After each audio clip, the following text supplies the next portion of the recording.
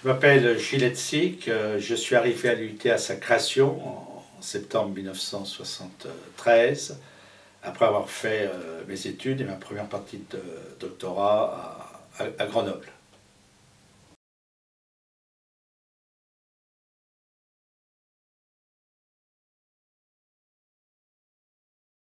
Pourquoi j'ai choisi l'UIT d'Annecy-le-Vieux? En réalité, je me suis retrouvé un peu par nécessité. J'avais terminé mes études à Grenoble, j'avais commencé à travailler à la Banque Populaire et j'ai eu l'opportunité de faire une thèse. Je me suis donc présenté à un poste d'assistant à l'époque, à Terre aujourd'hui, qui était à Chambéry. Mais en réalité, ce poste de Chambéry était pour la création de l'UIT à Annecy. Et je me suis retrouvé fin juillet 1973 pour une première réunion de travail avec Dominique Paccard et 6 autres collègues au sommet du CNOS, chez Coutet, pour la création de l'UIT. Il n'y avait rien, pas de locaux, pas d'étudiants, mais beaucoup de volonté. On parlait du meilleur souvenir, c'est difficile tellement il y en a.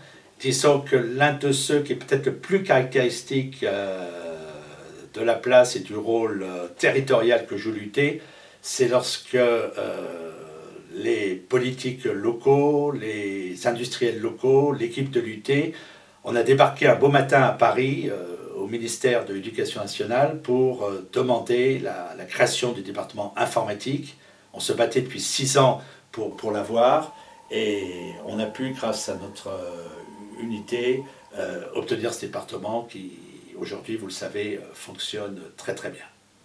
L'anecdote personnelle, c'est peut-être celle de la première année de cours, qui était c'était un UT forain, on n'avait pas de bâtiment.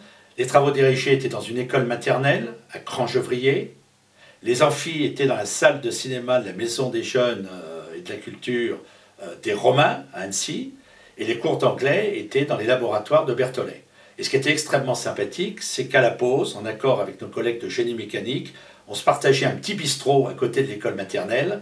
Et là, c'était la pause au blanc limé, qui était la boisson de l'époque.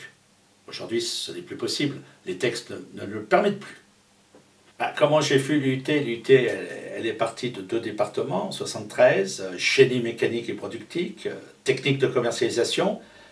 Dès 1980, le département génie électrique, informatique industrielle nous a rejoints. Et puis ensuite, grâce à l'action de Dominique Paccard, qui a été le directeur emblématique de l'UIT, puis le président de l'Université de Savoie, on a pu continuer à se développer. Et aujourd'hui, on a ces 8 départements avec ses DUT, ses licences professionnelles, et puis tout ce qui fait le caractère spécifique de l'UIT d'Annecy. On pense aux sections sport-études, on pense aux sections ski-études, sections musique-études, qui sont une véritable réussite.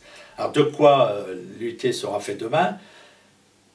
Un département à très forte démographie, un soutien industriel et politique qui n'a jamais cessé. Je dirais, consolidons les 3000 étudiants et pourquoi pas un développement dans le reste du département. Je pense qu'il y a beaucoup de choses à faire dans le Grand Genève, vers Annemasse, entre autres. L'UIT d'Annecy, c'est 40 ans de connaissances et d'expériences partagées.